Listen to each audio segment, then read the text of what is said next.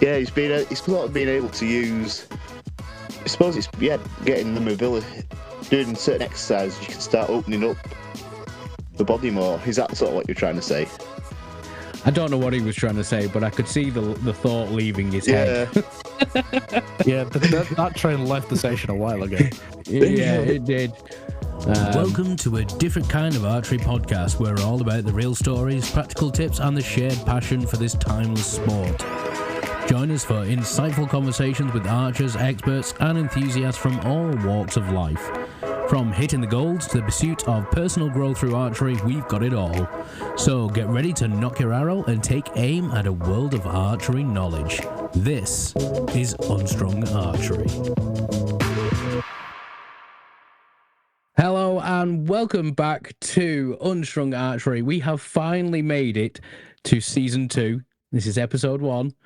And today we are going to be having a look at the world of NEUAL.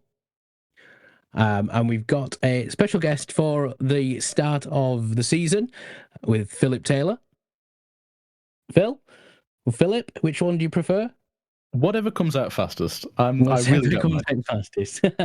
Okay, so if you want to introduce yourself, and for those who might not be familiar, you could give us an overview of what NEUAL is, what it stands for, its goals, and how it fits into the wider world of university archery and archery in general. Sure. Thanks, Neil. It's a pleasure to be here. Thanks for having me. My name is Philip Taylor, and I am the tournament organizer for the North of England Universities Archery League. We abbreviate that to NEUAL for speed. We think there's about 25 universities in the North of England. We're never quite sure. We keep recounting. But some of those universities have archery clubs, and there is a league of those archery clubs that meet and do shoots together. And we have an overall league, which is shoots all against all, and we also have championship events, 4 of those across the year. I organise those. A former guest on your program, Juliet Spedding, is actually our league organizer. So she's the league bigwig. She organises the league. I have the great pleasure of organising the championship events. And there are 4 of those. They run throughout the calendar year, starting in early October when the universities come back after the summer break. We have our NUTC, which is the Northern Universities Target Championships, which runs a little bit like the county team championships. It's a team head-to-head, except nobody wants to be outside in October, so we do it inside on usually disgusting faces that are WA18 faces or even smaller. Our second event of the year is probably one of the bigger ones. We have the Novice Championships. Novices at university work a little bit differently to the way they work in the real world. So in Lancashire has a definition of a novice. It's anybody that's been in archery less than 2 years, or it hasn't achieved first class yet, or whatever the modern equivalent of what used to be first class is. Yeah, I'm going to say I'm not quite sure. It used to be hadn't achieved first class, but I don't think I've actually had a review of that rule since the new classifications came in. Perhaps that's worth bringing up for a discussion then. Yeah, I'm going to say I think everybody's just doing their own thing now, so... Yeah, but I would imagine it's going to be first class. Yeah, 2 years. It's definitely 2 years. But as a term of somebody who could possibly end up at Master Bowman within their first 2 years, it's obviously we do need to clarify that. Yeah. If anybody wants to leave a comment on this show episode that knows the answer. For at least for Lancashire, anyway. But we're also interested in hearing what guys in other counties in other areas are actually doing to see if there's a norm that everyone's following, I guess. Yeah, so it's a good conversation to have. In mainstream clubs, I'm not sure what our definition will be. At the university level, the definition of a novice is set by the body that's even one bigger than NEUAL. There is an administration that administers sport across universities in the UK, and it's called BUCS. It's the British Universities and College Sports Administration. And they have decided that their definition of a novice is somebody who started archery on or after the 1st of September in this academic year. Meaning, when we do novice champs, which is usually December, it is full of people who have been shooting for a maximum of 3 and a bit months. That is a really scary thing to ask someone to do, to go from having never shot before to do simulation record status shoot in 3 months. And every year, hundreds of our archers manage it. It's a great way of getting people into the sport. It's a good way of retaining people in our sport and showing them what a shoot is like in the real world. That also means that we bring judges in to organise our shoots and to run them on the day. We've recently had the novice champs in Lancashire. We had it in Salford just last year, and we had the Lancashire judging team supporting us. We had Christine Roberts and Juliet was our chair of judges. And that's our novice champs. The results from novice champs, and there's some pretty, considering, like you say, people have been shooting 3 months or so, there were some pretty impressive scores across the board, because I'm tracking it because up until the start of this academic year, I was involved in Lancaster Uni Archery Club, so I still like to keep track, because it's one of those events that for 5 or 6 years has been a regular part of my diary as well. So yeah, there's been some impressive, and then UTC there's been, again, you're getting some good archers there as well. Yeah, there are some seriously impressive results for people who've only been shooting a few months. I mean, there's at least one that was well into the 500s, which for a few months of shooting is really impressive. But it goes to show, if you've got a bit of passion and you've got the time and effort to put in a bit of training, and really usefully, if you've got a really good coach who can push you in the right direction, great things are possible. I think coming from a university standpoint as well, we do have a lot more opportunity, especially if that archery club is running within, the academic year and they're there anyway, especially if they're living in and they have the opportunity to just go down to the range and actually shoot. It's something that not a lot of clubs actually have access to. I know a lot of clubs around, especially around our area at least anyway, don't have access to 24/7 ranges or anything like that. Is that something that opportunity is presented whilst at university in some of these clubs? Almost never. We never have 24/7 facilities. There are some universities, certainly like Sheffield and Durham, have the opportunity to practice 5 or 6 or 7 times a week. Even if that's a 1-hour session or a 2-hour session, still 7 times a week, that really adds up. It varies depending on the university, and the way that their estates manage their facilities differ institution to institution. Other clubs are not quite as fortunate.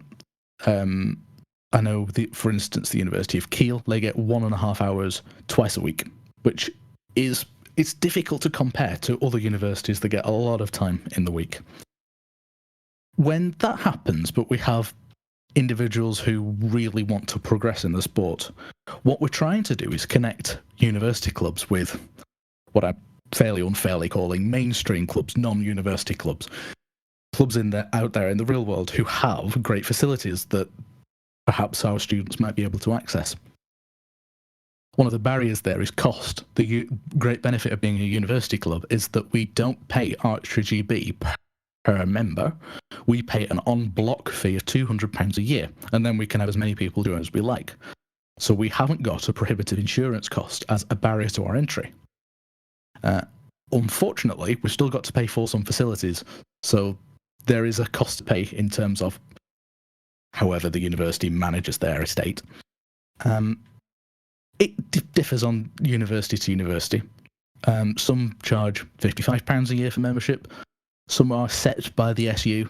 Some are set by the student union, which is the body that controls the club. Or some universities have an athletics union, which is separate to the students' union. So some are reasonable, like £55 a year. Some of them are a little bit more expensive. There's a couple in Manchester that are more like £120 a year, and there's a couple really quite further north that are more like £150, £180 a year. So it really does differ, but it is still generally more accessible than mainstream clubs. So obviously we're talking student archery, and obviously I know quite a lot of, at this time of year. I know Lancaster used to have I think it was, I forget the terminology, but something like a refreshers course or something like, almost like start of a new term, basically a mini second freshers week. So the clubs might be operating a chance to bring new people in for the start of the start of this term. If you're a student listening in and wanting to join your archery club, what would be the general expectation that you'd have when you joined a university archery club? So what would be the process to go through usually? Oh, I see. The process to go through is no different to a mainstream club. Before you're allowed to shoot with any of our clubs, you have to do a beginner's course, because we have to give you minimum standards of competency. You have to be able to put your own bow up. You need to know which is the pointy end of the arrow. You need to be able to remove arrows from the buttress without bending them in half. So there is usually a period of training, which varies university to university, depending on what length of time their sessions are. That could be 3 weeks, it could be 6 weeks. Sometimes those are included in the cost of membership. Other times you have to pay a small amount. Tends not to be more than about £20. Again, we're talking about students here. And then there's an expectation of a little bit of, what's the word I'm looking for? Commitment.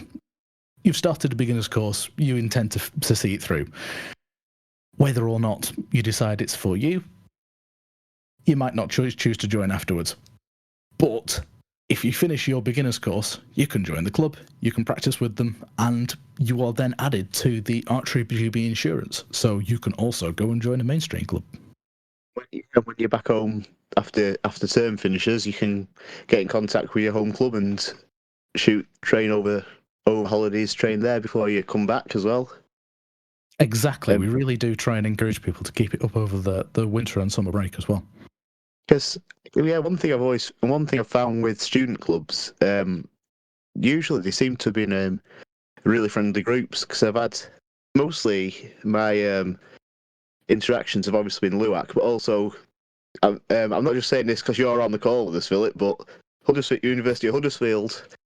When you guys have come across to Lancashire champs, I've found, you guys as well been really good crowd to spend time with. So, and also obviously I've come across a lot of other student bodies as well. But yeah, what do you reckon? Is that have I just been really lucky, or is that more of a general thing that you guys are really friendly? I'd like to say that we're a really friendly bunch. I think it comes with the implicit understanding that this is something we're doing in our spare time. We work hard during the week and we get to play at the weekends, and we're really grateful that we get to be let out of the basement to go and play some archery for a bit. We do tend to be friendly bunches. I know you're referring to when Huddersfield used to cross the White Rose border to go to Lancashire Indoor Champs when it was held at Bamber Bridge. That was a great venue. Any opportunity to go and have a shoot in the real world is also, taken and enjoyed. As you pick up, I found that there's bits that you pick up competing alongside maybe more experienced archers or at least competition ready archers like myself. Because I had one of my friends, she came and trained with me before the varsity match between Lancaster and York for WA 900. So I said, right, come on, you're training with me. So we spent about 2 or 3 weeks before, and she got a chance to shoot intense, full-on rounds with an archer who competes for fun as well. Yeah. And is that sort of thing something that you found works quite well across the board? Yeah, it is. One of the the benefits and the challenges, I would say, not the drawbacks, the benefits and challenges of working with the university semester schedule is that we've only got about 8 months with these individual archers. Once you take away the summer holidays and you take away the winter break, we've only got about eight months from the start of the term to shooting what we call our outdoor champs at the end of the year. That means we've got a really intensive training period from taking somebody who's never picked up a bow before to being competition ready at not just a simulation event, a record status event, sometimes world record status event, which means they have to be on it with learning how to do scoring properly, making sure you know when to call a judge over, making sure you remember to do your adding up and things like that. But also the physicality of the archery. You also have to be able to do 7.5 dozen one day and then another 7.5 dozen the other day, for instance. So building yourself up like that is a good way of moving forward. Yeah, it's being in shape as well and picking up different bits of experience of how to prepare as well. If we're looking back at when we were on about people having access to more ranges, or more range time, should we say? So the amount that people have access to ranges, does that reflect in what you're seeing in performance in competitions? Like the ones that have more access are doing better. It's good to know that at kind of the level that they're performing at after only a couple of months. Is that reflective in the scores? Generally, yes. Those that have more time to practice in the range tend to see better results at the end of the year. That is a slight overgeneralization, because there is a growing body of coaches at university who understand that there is more you can do to improve your archery away from the range than necessarily you just need to do range practice. You can do bow strength exercises at home. You can practice with a clinic band. You can work the muscles that are moving during archery. That's not totally caught on with all coaches yet. So the generalization stands that yes, those who have access to more range time tend to perform better. Okay, thank you. So yeah, that's. I mean, it kind of goes without saying. It's a bit of an obvious question, really, because I would imagine it's the same across the board. But that is a very good point about the coaches. Coaches do need to. I mean, I'm not saying session coaches. Second coaches they have a purpose in getting people into archery and whatnot. But development coaches and onwards definitely need to start looking at off the range stuff. I mean, I know a lot of coaches that will go into clinic bands. Even at a session coach, they will recommend a clinic band at home and stuff like that, just to keep them like supple and it's great for like warm downs and warm ups, and we all know that. And it's great to promote this kind of stuff, but there's also the exercises at the gym potentially, or at home gyms, or just general stretches you can do and stuff like that. It doesn't have to necessarily be with a clinic band. You can all do via your own body weight, that kind of thing, which is great if people are capable of focusing on this stuff. And I know it's not something that's necessarily taught as a coach, but it is something you can go out and research yourself and get an understanding of. And if you have enough knowledge of it to be able to share that with people, you do tend to see a lot more impact on the range when people are actually implementing this into the routine. I mean, we had one of Nye's friends that came on for whose athlete now's one of the co-founders, and she again, yeah, she made a lot of points of having a team off the range is just as important as having one on the range as well. So kind of ties into itself. I've found that with my own, with just generic performance, both me shooting and me swimming, I used to just go down the pool, just got the face going, got to get the face going as well. But yeah, as I've got a little bit older, I've started bringing in physio, and just taking it easy work. Yeah, bringing in physio to just make sure the shoulders are working, sort of work the knots out, getting advice on on diet as well to make sure that all little things that you can start to bring in as well. So like you say, it's all good support we can get in. You getting a good team off the pitch can help you on the pitch as well. Yeah, absolutely. There's a lot that we have a problem at university with coaches, because in order to be a qualified coach, you've got to pay some money. And we really don't like paying money because we haven't got a lot of it. So what we tend to do is have either a couple of coaches shared between quite a number of clubs, or actually we don't have qualified coaches in-house at clubs. We have a lot of experienced archers who are willing to volunteer.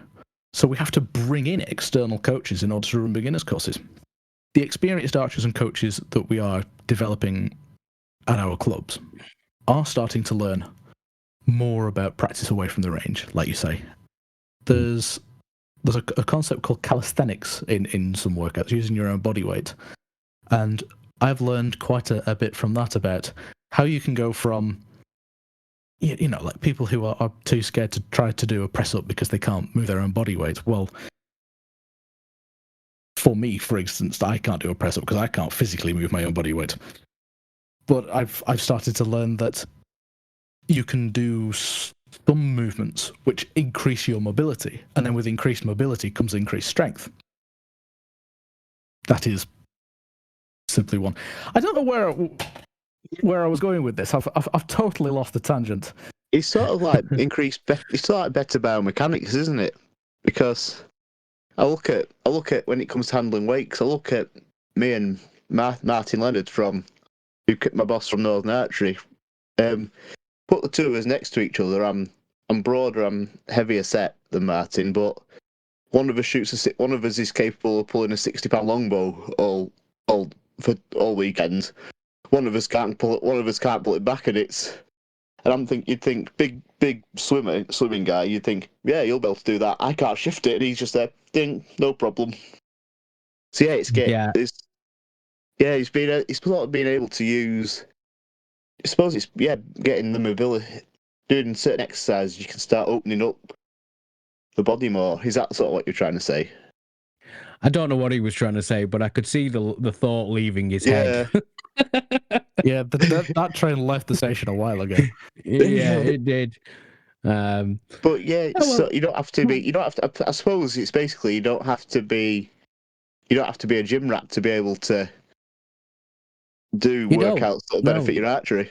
You definitely don't have to be a gym rat. In fact, what we have noticed is that a lot of the membership that we bring in are people who wouldn't normally be athletic. They're not people who would participate in football or rugby. They're not people that would naturally find a home in the gym. The people we tend to bring in tend to be quite individual, quite isolated, and they find a community in their archery club, and that sense of community is what keeps you sane as you're going through your degree. Yeah, because I know for me, I'm a massive Star Wars nerd as it is, and it's sort of you come across people who have all sorts of similar interests as well.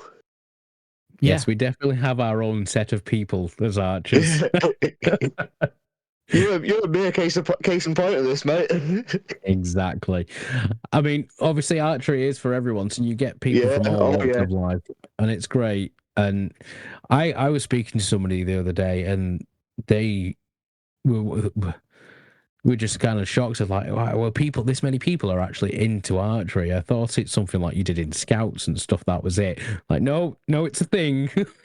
It's definitely a thing. It's an Olympic thing, may I add. And you know, beyond from all the other disciplines. Someone who does archery as well. Yeah. I had it a couple of months back. I was talking with my other half, and she said, "Oh, my mum's friend does archery as well." So I've gone from not knowing this woman to, it turned out it was an old friend of mine. So I've gone from not knowing the mother-in-law, to so like it's like meeting the other half folks at first time, a bit nervy, but by that point it's like, oh, I've already got someone who's put a good word in for me. He's an archer. He's a good lad. Yeah, but it's sort of. it's more common than people realise as well. Yeah. Well, let's see if we can bring this train back into the station. Just quickly, what challenges does NEUAL actually face in organising events for? I mean, obviously you've got quite a number of universities under your belt. How do you overcome them? Is it similar to organising just a normal general shoot for the open public, or is there something kind of like special about having to organise a competition like this? It's very similar to organising a shoot for the general public. I would say one of the biggest challenge in terms of the organisation of the event itself is finding a venue. Venues tend to get booked up really quickly. Particularly universities, we try and hold our shoots at the universities where our clubs are. So, for instance, the Novice Champs that we held in December was hosted by the University of Salford in the sports hall at the University of Salford. In order to get that booking, we had to make inquiries 18 months in advance. And I'm already making inquiries about not next year's outdoor champs, but the outdoor champs for the year after. Because I always have to be a little bit further ahead than literally everybody else, just so that we've got a chance of getting a venue. And even then, even when we've got a paper trail that says, yes, this is booked, it's paid for, it's ready to go, we've had it where they turn around at the last minute and say, no, we need this space for something else that is a bigger priority because it wins more books points than you ever would bring to us. So you can just stuff it, go, off you go. So we end up getting cancelled sometimes right at the last minute, up to like a couple of months before the event, which is terribly embarrassing, for one, and a great disappointment for everybody who was looking forward to it. Yeah, I can feel that, because being a club that is part of a college as well, obviously our indoor venue is at Winstanley College now. It was at Standish Community High School before that, and yeah, it's just been an absolute nightmare. As soon as you go into an academic setting, they kind of pull the rug out from underneath you. Even if it, like the day before, even the day of an event, I know we're not shooting at the minute, and ours was kind of like pulled from under us from the 15th of December. We're not actually back until the 26th of January. Man. So having these facilities for people is great. You know, the universities and colleges and schools are able to put these on, but it can be quite tricky, as you know, Philip was saying, that you can have the rug pulled out from under you at any moment. And I think that's one of the reasons why we were struggling to get the Portsmouth in this year. Even though it has now been given UK record status, I'm still very edgy about it, because they could just turn around and say, nah, you've not got the venue that day, and that's the whole competition lost, and the record status gone as well. Yeah, these are the tribulations that come along with being tournament organisers. We, like you just said about people saying, oh, I didn't really realise that archery was a thing. I don't think I've yet had a conversation with a venue where I've not had to explain that archery is actually a real Olympic sport. Because it's just assumed that it's a bit of a hobby thing, or it's something that people do non-seriously. So to break out of the niche-ness of archery is a challenge for a tournament organiser. On top of that, the archers at university, because they tend to be quite new, they need a little bit more hand-holding. For this year, we've started putting our events on Sport 80, which Archery GB has been asking me to do for a while now. I've finally done it this year. And the Sport 80 system is a tricky one to get your head around at the best of times. Which means that sometimes you can log on and you go, no, I'm sure that's not the email address that I should be using. So you want to change your email address, but then it's greyed out. Why is it greyed out? Well, that's my data. I should be able to change it. So now we need to email Archery GB to say, could you please change this? And that's all before you can sign up for the shoot. So you sign up for the shoot, and then it asks you to... it Struggle with requires... Sport 80. It's a difficult system. Yeah. Not only that, I will add to that because last year's Portsmouth, I put on Sport 80 for the first time. I hadn't realised that I'd actually accepted bookings via the system. I did not check that option. I don't know why that ever went on. But then when I'm going on and having a look at these things, the information that I would normally request from an archer isn't even on there. Really? So I couldn't see their bow type. I couldn't see their date of birth to see whether they were a junior archer or what age category they were in.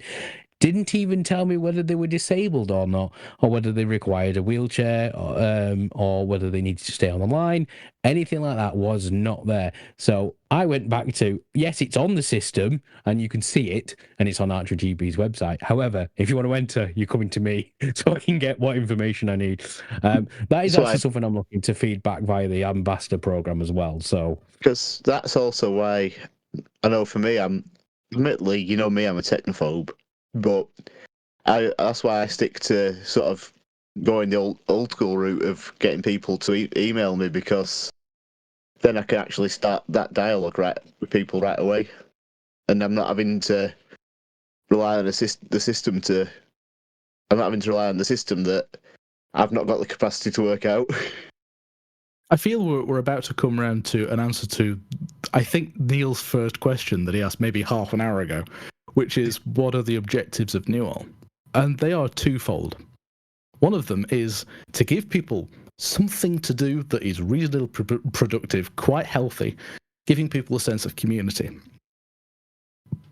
But there's another little goal in there, which is that if somebody comes into archery and they have an ambition that they want to be shooting in the national tour next year, we want to give you the tools to succeed.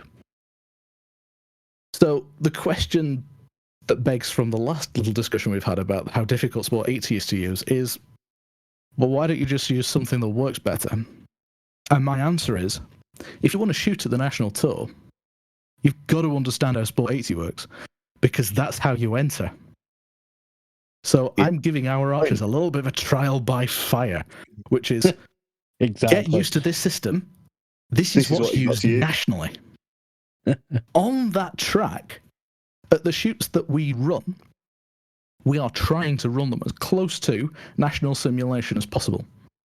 So you've got reasonably good sized judging team. You've got a dedicated director of shooting. You've got a dedicated chair of judges. You've got judges available. Usually the more the better for student events, because anything that can go wrong will go wrong at a student event.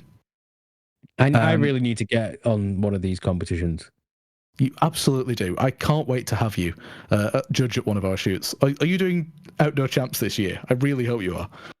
I'm on a little bit of a break at the minute, but I'm hoping so. Yes. Oh, you're taking a sabbatical, are you? A little one after my sister passed away latter end of last year, so I've not been on the field for that much. But yes, I'm looking to get back this year. When is outdoor champs, Philip? And whereabouts are they? Outdoor champs this year is being held on the 10th and the 11th of May, assuming that's a Saturday and Sunday. I can't remember off the top of my head. Yeah, I think it is, because I think Scorton's the weekend after. Yeah, Scorton Silverara.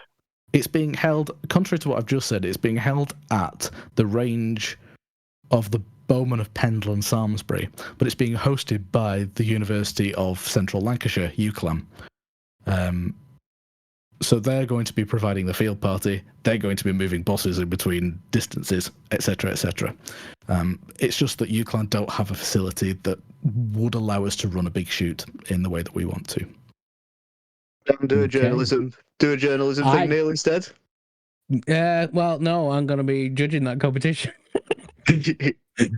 I will put my name forward to judge at that competition, and if I get picked, then I shall see you all there. If not, I will be there anyway. Me and Nye will come down and support and do a bit of... So, on the line of, we want to give people as close to a national experience as we can, we also run the scoring system, the same one that the national events run. We try to use Ianzio wherever possible. I don't know whether Ianzio's come up much on this podcast before, but Ianzio is the national scoring system. It's been developed by some guys in Italy, I think. The name, Italy, my understanding. The name is made up of the acronyms, an acronym of the people who made it. It doesn't mean anything. It's just their developers' names, which I think is really cool. Lots of people have different ways of saying it. I'm not sure which is right. I say Ianzio because I think it's faster. People say Ianzio. Ianzio for me as well, but I've heard all different variations like you gods. Ianzio is a scoring system which is hosted I've heard online. people drop the I as well and just call it Anzio. That's even faster. I love it. How short can we make it before people don't recognise it anymore? CO. Ianzio is a scoring system which is hosted online. It allows tournament organisers with permission to upload results directly to the web. That's really great for people who need evidence for events when they're signing up for things like the NCTC, when they're signing up for books. The British universities and college sports host indoor and outdoor events for which you must qualify first. NEUAL, I'll point out, doesn't have that. We're literally first come, first served. But books, because it's so big, they have to cut off people on the level of score. So in order for you to be able to provide evidence of what you've shot, we must be able to put that online somewhere. We could put it on a website, but Ianzio provides this service where we can just type scores in and it produces result sheets with a click of a button. So why don't we do that? As well as that, we use the PDAs. We call them PDAs. They're actually just a bunch of not Samsung. They're a bunch of Android phones with the Ianzio scoring system on. So when you're doing double scoring at a competition, you have two score sheets which are filled in at the target by different people at the same time. Typically, one of them is paper and the other one is paper. In our case, one of them is paper and the other one is a little phone where you type the number in. The great benefit of that is that, one, it will do the adding up for you, so the archers can have a little bit of help with their mathematics. And two, if I've set it up right, all of those devices connect to a router that's owned by me, and all of your scores go directly to my computer, so we can have the results ready as soon as the last arrow has been pulled out. There is nothing faster. Mm-hmm.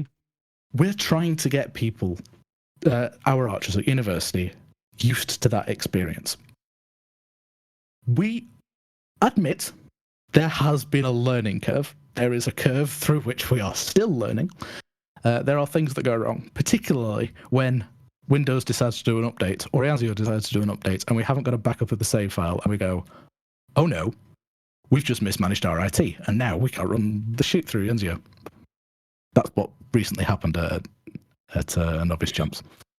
But we've learned from that. We will continue to learn. We will continue to get better. We're not perfect. The cloud is your friend. My limited understanding of all these things is, and also with IT I've found my limited tech knowledge, but also organising tournaments that I'm probably a bit more familiar with. It's just a case of things will go wrong. It's just a matter of it'll get less and less each time. You learn not to make the really big mistakes. And then the little mistakes sometimes take a few times to really click. If you're clever, you write things down. That's why you can't see my computer monitor, but I have sticky notes attached to the bottom of my computer monitor all over the place. Like that one's the IP address and the password for the router because I keep forgetting it. So I probably shouldn't say that. But you know, we've talked about student archery and mainstream archery being almost two separate entities, and we've talked about getting them working more closely together. I suppose my question is, what would an ideal situation look like between the two? Sort of, if we were all working together, what would that scenario look like for yourself? The way I see NEUAL at the point that we are now is kind of a stepping stone. We offer a bridge between university clubs and kind of the real world clubs because we're running shoots as you would expect to see them in the real world. So you can go to your university club, you can learn how to shoot, you can learn how to shoot under competition standards and conditions. You can come to one of our events and actually shoot under those. And then the stepping stone between that and the real world is so slight, the only difference is the demographic of the people you're shooting alongside. I'm trying to remove as many of the barriers to real-world archery as humanly possible, so that all you have to do is sign up to another event and go to it. The only difference is it's not being run by me. It's being run by... Perhaps it's being run by Neil. Perhaps it's being run by Joanne Proctor. Perhaps it's being run by Andrew Neil, or Chris Battersby, or anybody else down south, or whatever. For me, I see us as a... Or perhaps they'll come to you. You're doing your Wet Warwick early next year, aren't you? Early this year, sorry. I still haven't got it in my head that it's January. Yes. I see this as the last big step before the real thing. If you can survive one of our events, you can survive the real world. Once you've come to us, there's nothing left scary to do. You've learned everything you need to know in order to shoot at the national tour. If you want to continue your archery journey, everything else is up to you and your coach and the time you have available.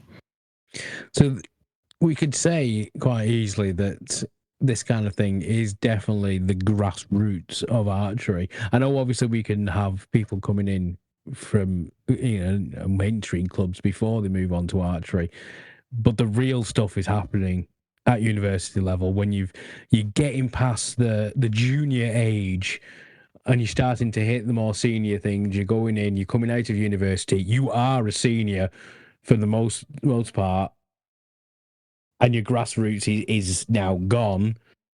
You're now in the real world. You go into the national tour and you have nothing to worry about. So yeah, it's great. Yeah, the position that we're in, like you just said, well, they're not juniors anymore. They're not kids with email addresses. These are real adults who are over the age of 18, and we have to treat them like adults. And we do treat them like adults. If they make a mistake, it's their responsibility. But the purpose of why we are here is to give them a safe space in order to make those mistakes before going out into the real world. Because if they make a mistake with us, we can sit down with them and say, look, here's what's went wrong. Here's why it went wrong. This is what you can do to stop it from going wrong in the future. A lot of the times they haven't read the rules of shooting. Back in my day, when I started archery, you had to get a pen and you had to turn over your Archery GB card, and you had to sign it on the back to say that you'd read the rules of shooting. How many people have actually read the rules of shooting? Other than maybe Rule 307, which is the dress code. How many people have read the back of their membership card? How many people have got a membership card? You talk about Rule 307, Philip. I still remember when the big debate that went on when Rule 307A changed. And it was on the old archery interchange forum, and it just... Oh my god. So sitting there with my popcorn. What Nye is referring to is that back in the day, you were only allowed to wear the colours green or white. And when that rule was modified to allow you to wear your club colours or whatever you want apart from blue denim and camouflage, there were a few people who were not particularly happy about it. As far as I'm concerned, the more we can do to remove barriers, the better, and requiring people to wear a specific colour is really dumb. So we're helping people by removing silly rules like that, in my opinion. Yeah. I've got pictures of me shooting years ago wearing green and white. I'd forgotten about that. Thank you, Guy. So you used to wear green and white as well? So you're from the green and white days as well, Philip? Yes, I am. Finally, someone as old as me. My Archery GB number starts with a 1 now. Oh, Nick, like what? Yeah, me too. Hey, finally, someone who's been in the game as long as me. I mean, technically, we still wear green and white when we're judging. The judges do. Green and beige. Green tops and beige pants. Do you know how difficult it is to find a pair of beige waterproof pants? Extremely. Somebody who's in scouting as well. It's very difficult to find anything other than blue. I haven't pointed out, I'm also an Archery GB judge, so it's one of my constant frustrations is that if I was allowed to record my tournament organising days as judging days, I'd already be on my way to national by now. Yes, you would. But no, the organising days is not a judging day. However, doing double duty as both an organiser and a judge does give you a really interesting perspective on both sides of it. I know you've recently had one of our judges on your podcast, and one of the things as a tournament organizer I really try to do is to look after our judges. They are volunteers. They don't have to be there. They're there because they love archery almost as much as we do. So we often say that the success of the shoot is directly proportional to how well caffeinated the chair of judges is.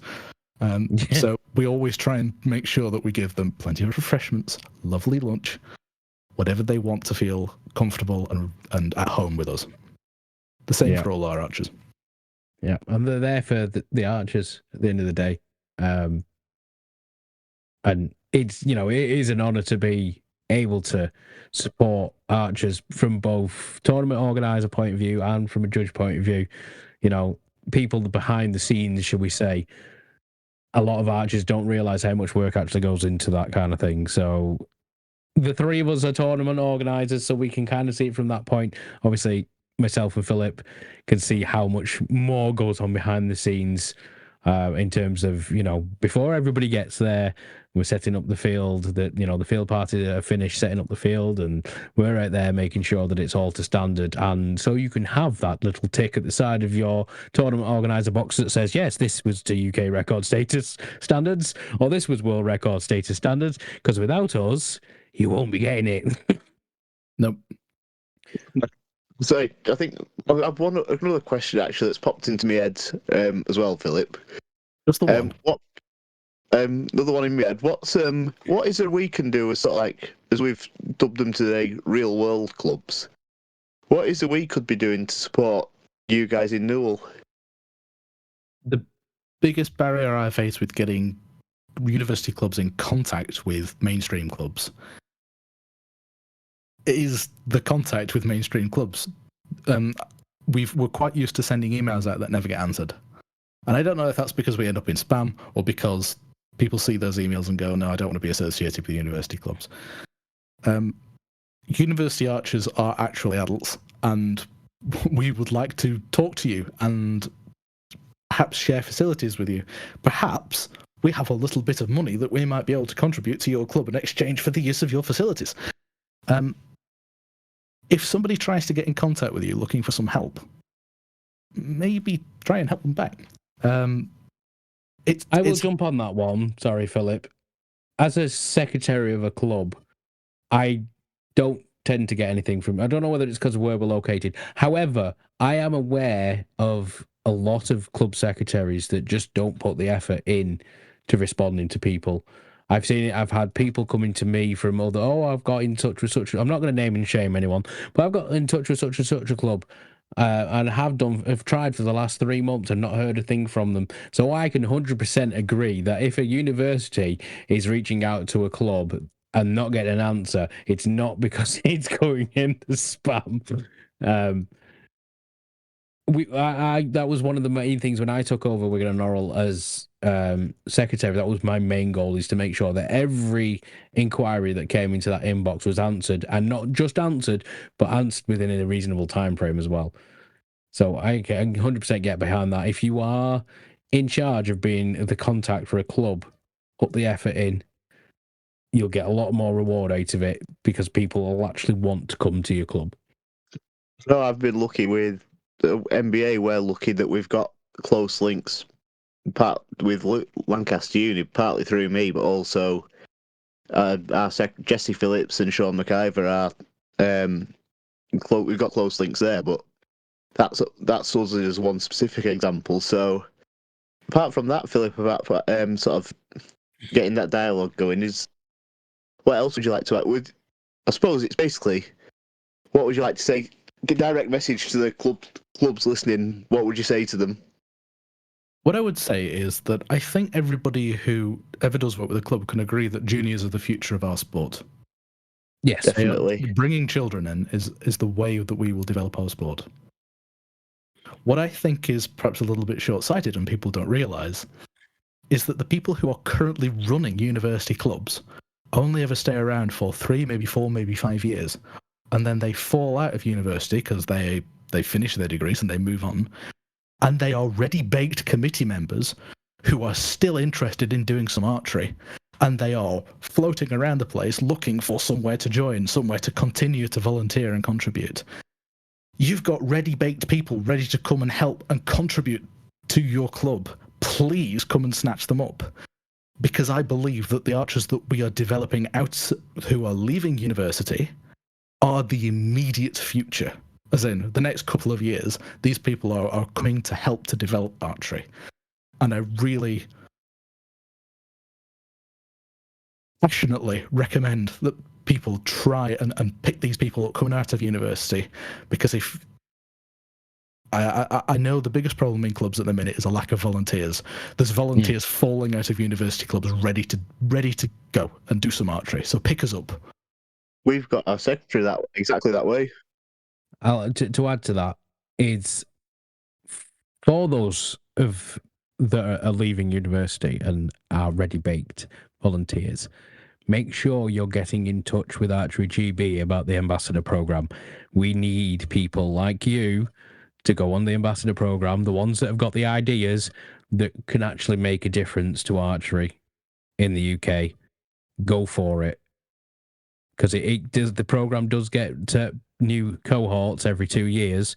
So as you're coming out, have a look, see if there's one running. Get in touch with Gail Pink at Archery GB.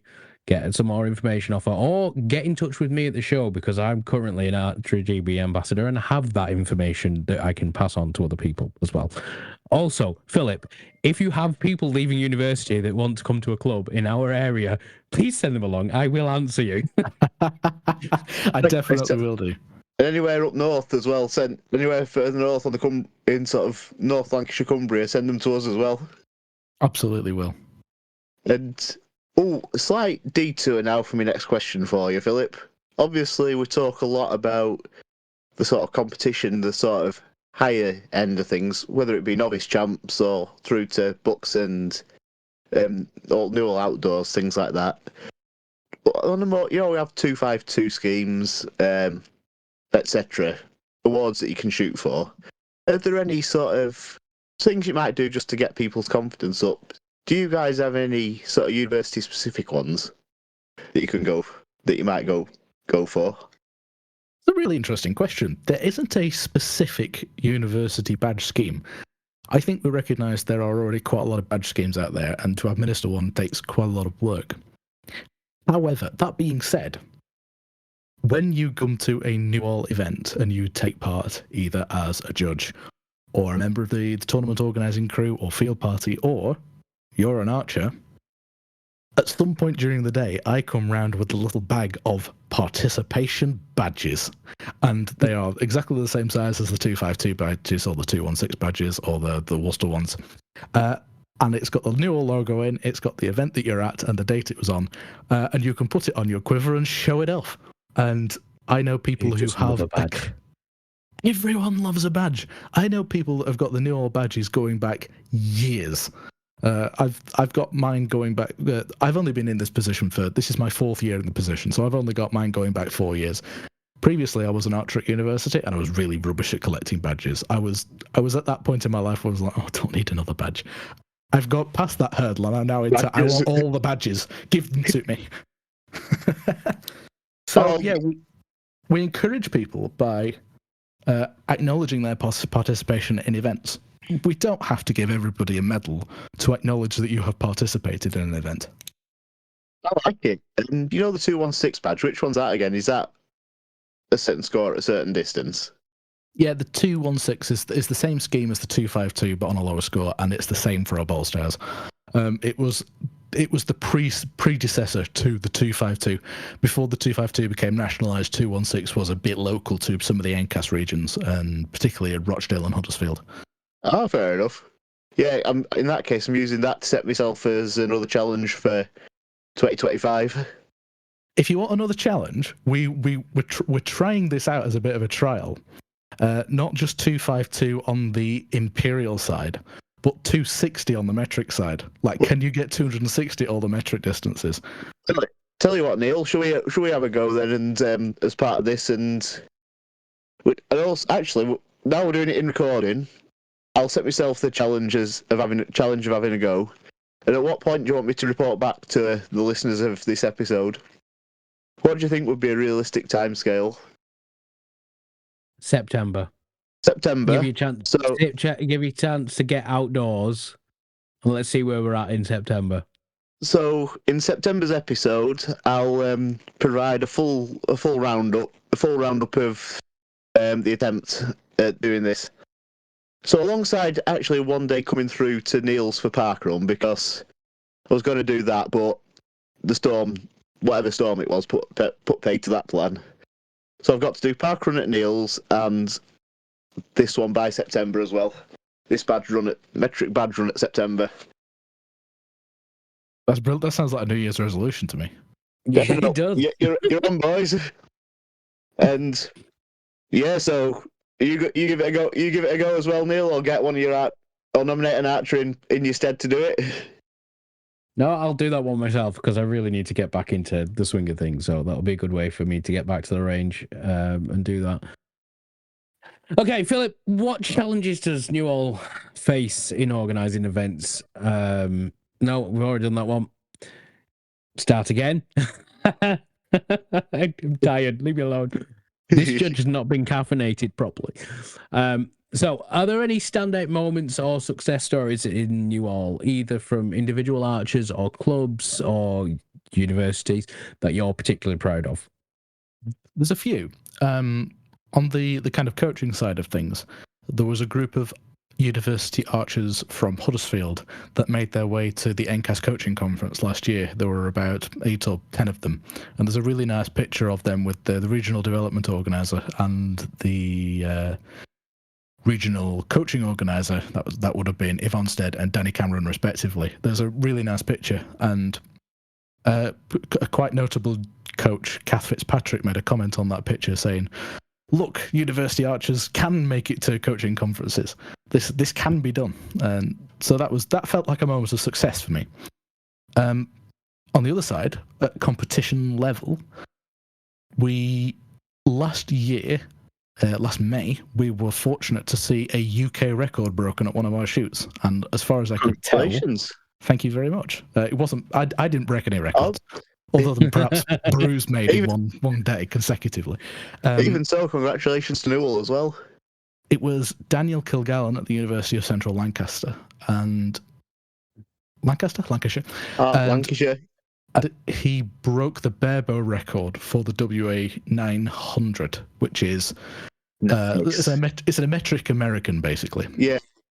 60, 50, 40 meters, 2.5, 2.5, 2.5 dozen. I like it that round. And he set a barebow score that was higher than my recurve score, and I cried a little bit. But to get the email back from Rob Potts that was a confirmed UK record was probably the proudest moment of my career to date. It was like, wow, we are now servicing archers from the entire range of archery, from people who picked up a bow last week to UK record holders. That was a very proud moment for me. Another proud moment was when we had an inquiry from the University of Bangor asking to join the league. Now, that sounds like a very strange thing, because Bangor is notably not the north of England, and Wales have their own regional body, like the North of England University is one regional body in the same way that it's about like the NCAS area. But Wales has their own as well. But Bangor have found that it's really quite difficult to get to the south of Wales, and it is a little bit easier to get to the main border of England. So they've joined us. So I spent several hours in Adobe Illustrator redrawing the NEUAL logo to include that region of Bangor where that region of Wales where Bangor sits. So all the NEUAL logo now has Bangor in it, which is another. It's a moment of real pride. It's that people have seen what we're doing and they want to get involved, and that means a lot to me. NEUAL is about grassroots archery. I think Neil said that really well earlier. It's about bringing in people who have never heard about us or never considered us, or even recapturing juniors who got a little bit lost along the way. Maybe they lost the passion for it in their junior life, and they want to re-bring it up at university. The amount that you want to run that journey to is up to you. But what we want to do is provide you with the opportunity to go as far as you can, as far as you want to. We want to create an environment where everybody feels welcome, accepted, able to make mistakes without fear of being too badly told off. We're here to help you, not to admonish you. If we can do that, I will consider my pain and torment a success. Thank you very much, Philip. It's been great hearing all about NEUAL. Yeah, that you do a good job. You and Juliet and the rest of the NEUAL committee do a good job, mate. Speaking from my experience with LUAC as well.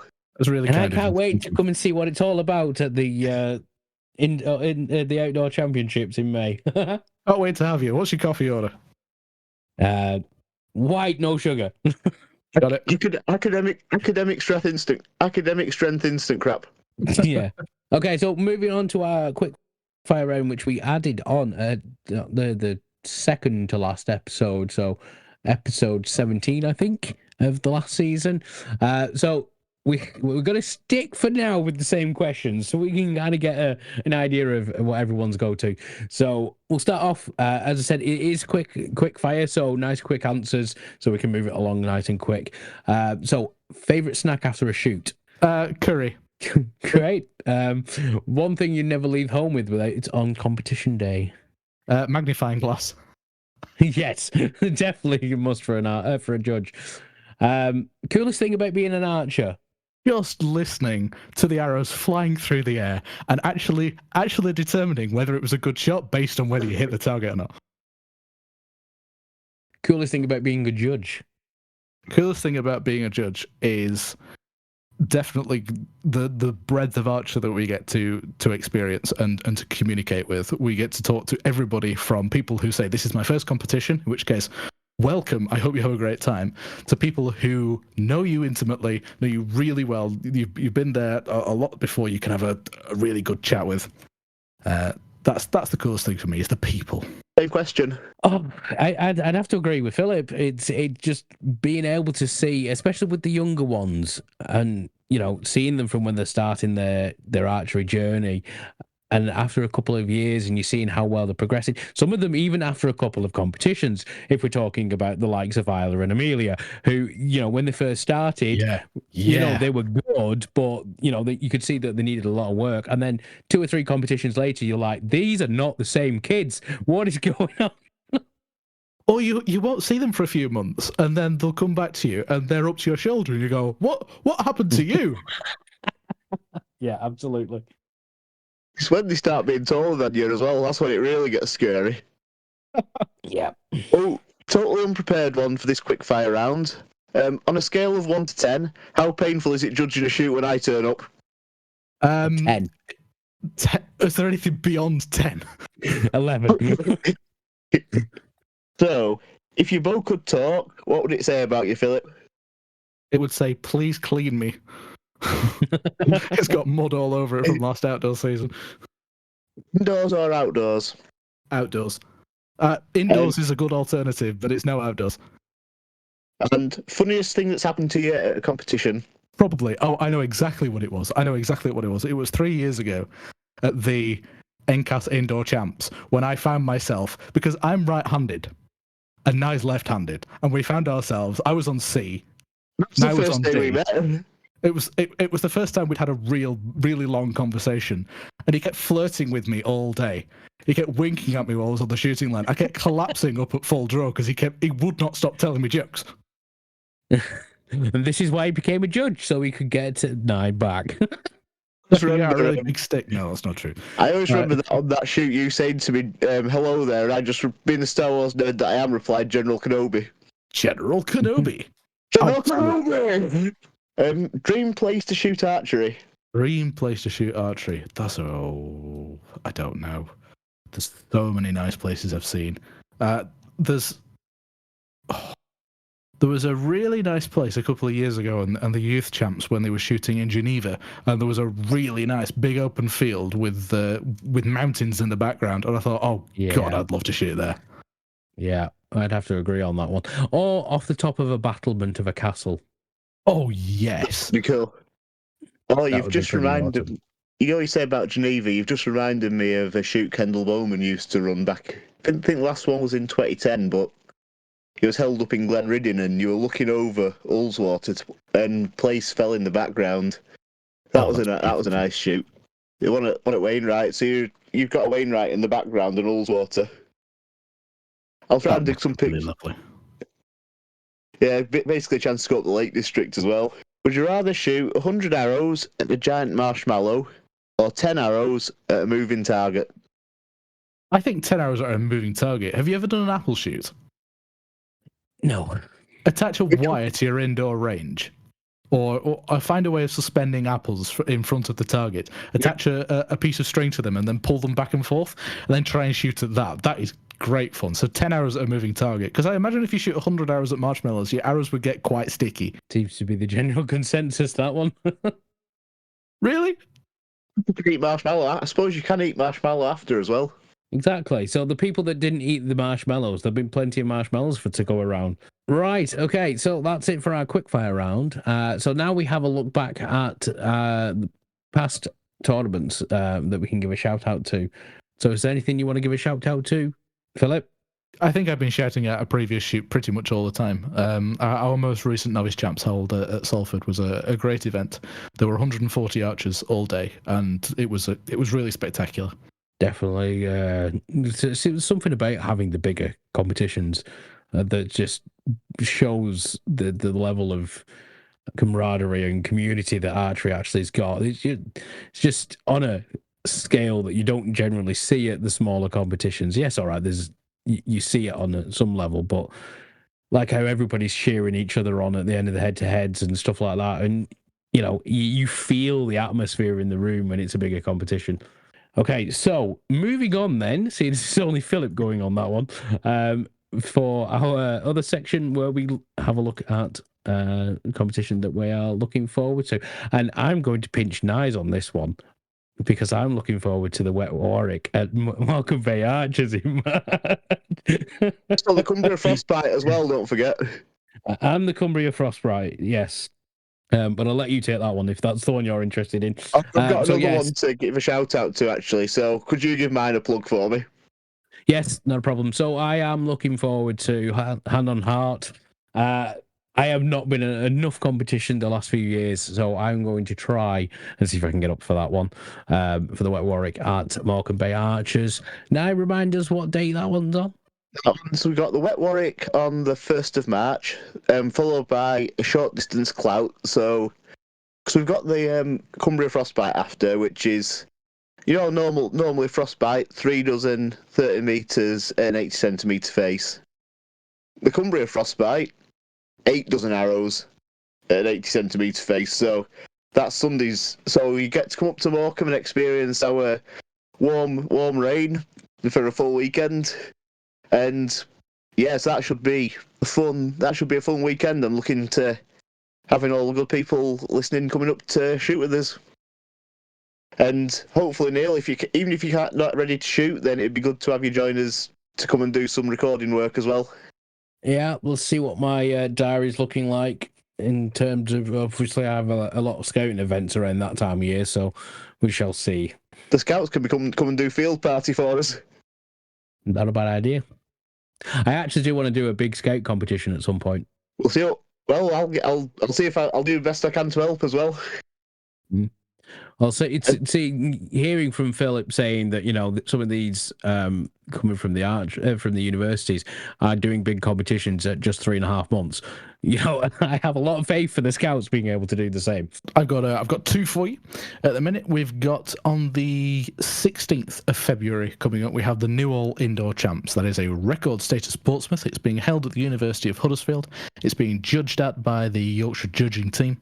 Entries for that are on Sport 80. They are open until the 2nd of February. So if there is a student in your life or you happen to be a student, I advise you to get booked onto that. If you're not a student, I'm sorry, it's not for you, but there is the Lancashire Archery Indoor Champs, which entries are still open until I think it's Valentine's Day, 14th of February. So those are 2 shoots that I heartily recommend you go to. Nice. They sound good, 2 good events, and I've shot Lancashire a few times, and it's always a good turnout, so get yourselves in there, guys.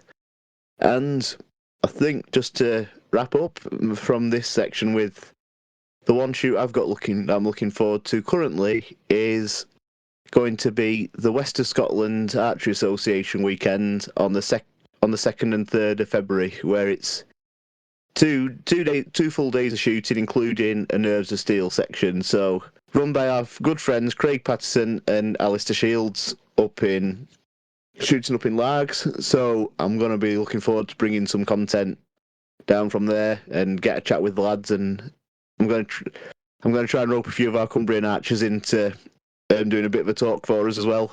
So for this part, welcome again to Unstrung Unsung, where we give a shout out to someone in the archery community that we feel deserves a bit more love than they get. Maybe they go under the radar.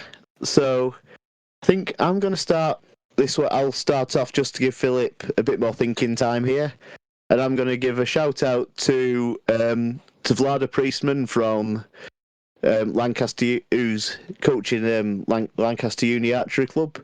Give Vlada a shout out because she's been very good to us when I was working at LUAC, and has always been supportive of me and checking in on me even when I'm not being one of her archers, but she was still checking in on me during Kings of Archery. So Vlada, just want to say big thank you to you, and catch up with you at a shoot soon.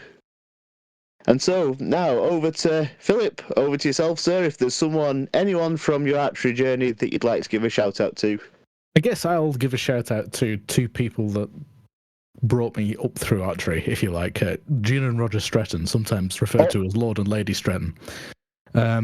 Both of them former, and he's the former, she's the current serving president of Lancashire. It's a 3-year term, so she'll be with us for a little while longer. They make it a mission to go club to club and to show a little bit of presence and to encourage people in the sport. They used to be judges as well. They were both county judges for a number of years.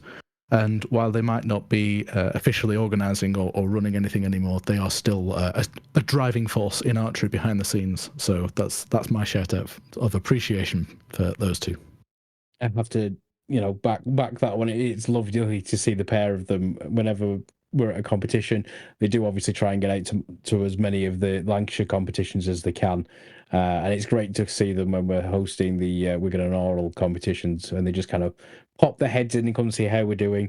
Obviously, as former judges as well, they hold a special place in our hearts as well. But, that level of support that they give to archery, you don't see that in very many other places. They are absolutely fantastic. Yeah, I'd just echo that as well.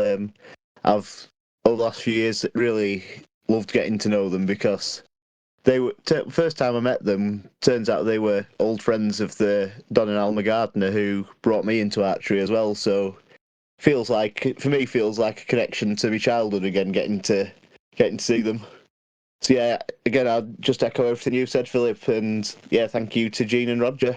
And that's a wrap for episode 1 of season 2 of Unstrung Archery. What an episode it's been. Thank you very much to Philip Taylor for joining us for tonight and give us an inside look into NEUAL and everything it's doing to grow in university archery in the north of England.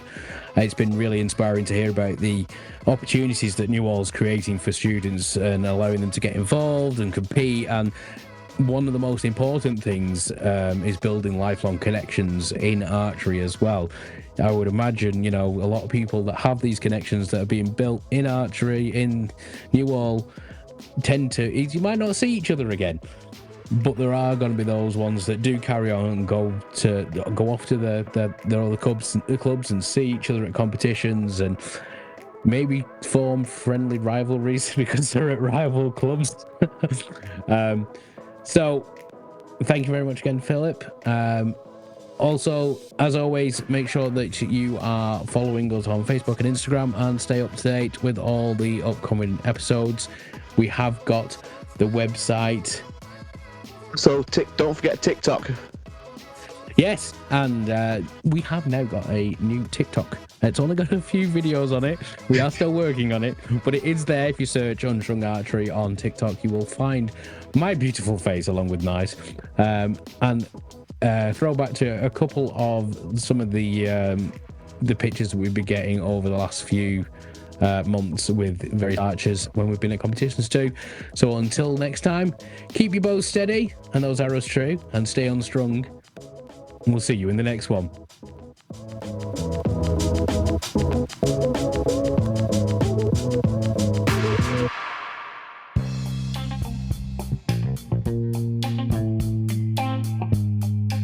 Before we sign off, we want to hear from you guys, our amazing listeners. If you have any questions, stories, or insights you'd like to share, we'd love to feature your voice on our next episode. Just hit that recording button on your phone or computer and send your voice clip to us. You could be part of the conversation. Plus, we are building a vibrant archery community on our Discord server. It's the perfect place to connect with fellow archers, share your experiences, and stay updated on all things Unstrung Archery. You'll find the links to both our voice submission platform and our Discord server on our Linktree or in the episode description below. Your voice matters, and we can't wait to have you join the discussion. Until next time, keep those questions coming and stay safe in your archery journey.